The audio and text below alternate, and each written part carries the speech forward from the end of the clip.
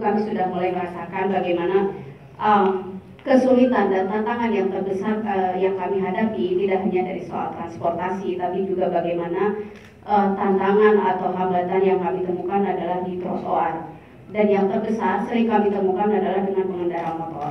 Jadi bagi saya, artinya tidak hanya saya, teman-teman yang sudah dari sisi sistem saja kami termarginalkan, dengan adanya pembatalan pergub ini, kami semakin takut. Terus terang saya 2 tahun, saya baru 1 minggu di sini, baru pulang kuliah. Saya tinggalkan Jakarta 2 tahun dan saya melihat begitu semrawutnya dan pengendara sepeda motor semakin barbar. Dan saya sebagai pengguna kursi roda semakin sulit mau di mana saya berjalan.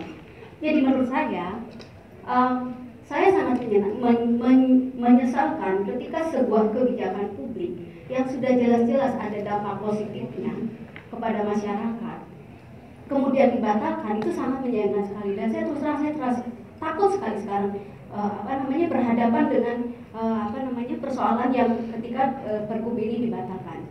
Dan saya melihat sejak saya sudah puluhan tahun memperjuangkan hak-hak penyandang disabilitas, dan persoalan ketika para pengendara motor menuntut soal diskriminasi, soal HAM, soal keadilan, itu kebablasan.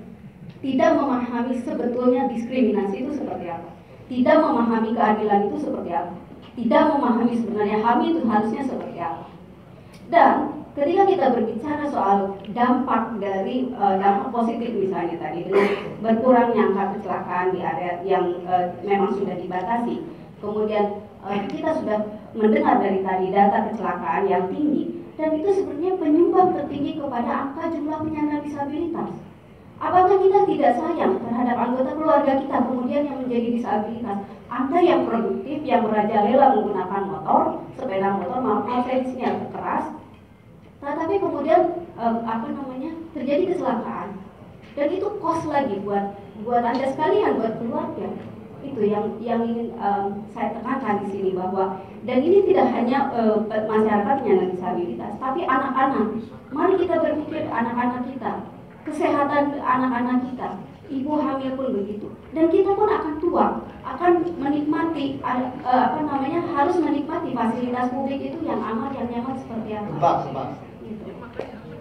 Itu saja. Jadi saya kira ketika nanti pemerintah akan menghasilkan atau membuat sebuah kebijakan baru, saya sangat setuju dengan pembatasan pengendara.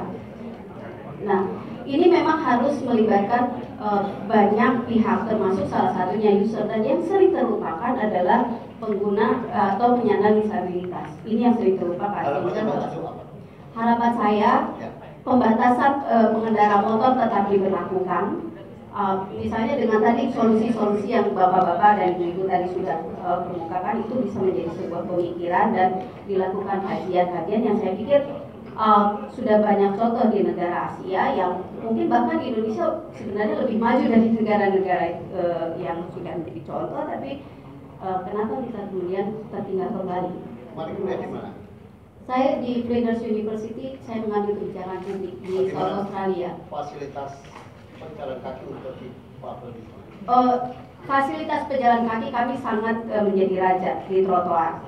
Dan motor itu saya selama 2 tahun lihat motor mungkin hanya beberapa, dan itu pun harus yang sisi besar.